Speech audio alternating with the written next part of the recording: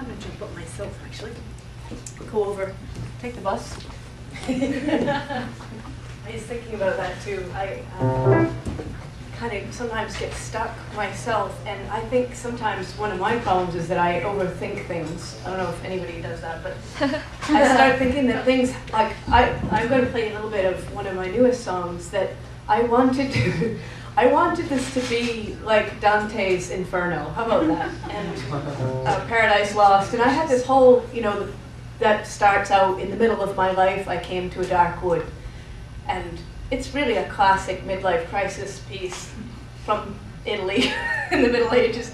And I started to try to put that to music, and I hemmed and hawed, and I must have written 3 bridges for it, and I would think that I'd made it, and I hadn't made it, and I just kept worrying at it, and I think I picked the right bridge in the end. I'll play it for you and see if you think, well, I wish I could play you all the bridges, but now they've been so completely dismissed that as though they didn't exist.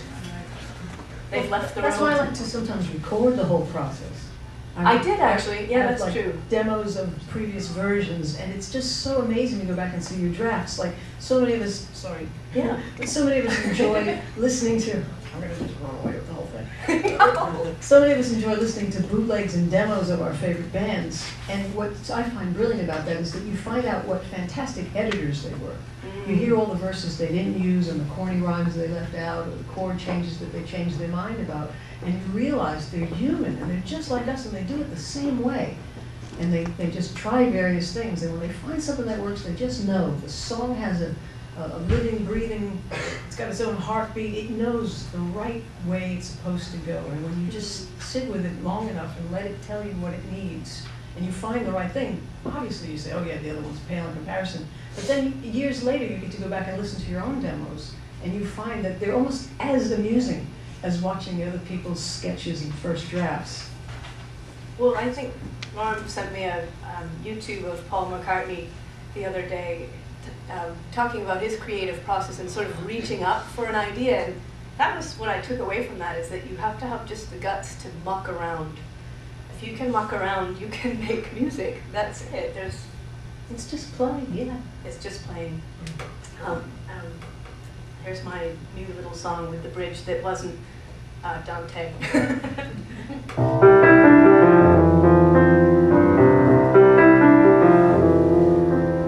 What'll you do if life goes on? Who will you be these next years on? What'll you say if darkness turns to dawn? The light going on. You've been rehearsing your goodbyes. You've been perfecting your last sighs. You've been arranging alibis, so keen to be gone, to be moving on.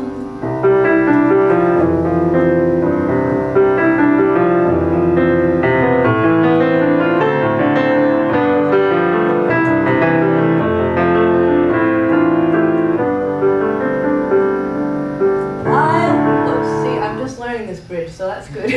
Wildwood calls you, strangers follow you, darkness haunts the moon. Dark and silver, warm and shiver, lost and found are you.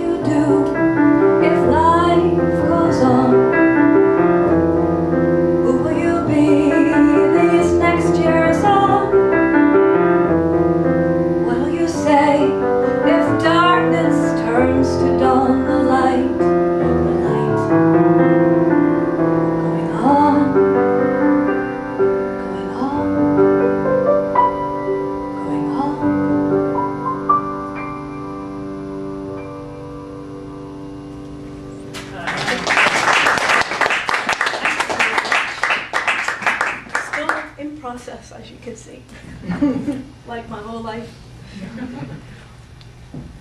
Well, how about you? What are you guys working on? Anything?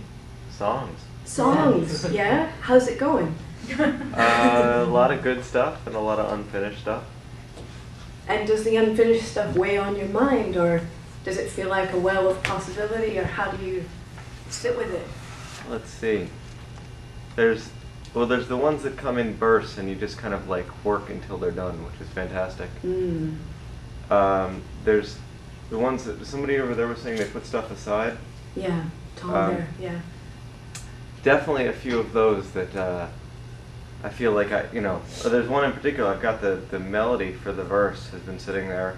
The chorus lyrics and melody are done, and any lyric that I put to the verse doesn't seem to fit the mood of what the song is really about, and I haven't figured out who it is that should be speaking to whom.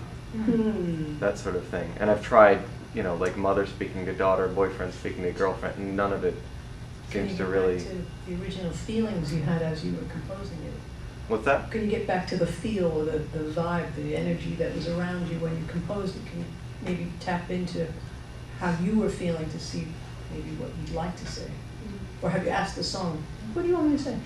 I definitely have tried asking the song. It's not returning my call.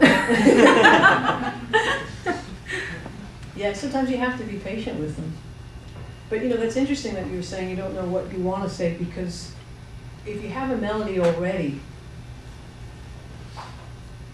you then have to focus on the part that I almost love the best, is when I have to figure out the syllables of the words that I choose and how they match the rhythms in the melody that I'm either composing as I'm going or that's already there.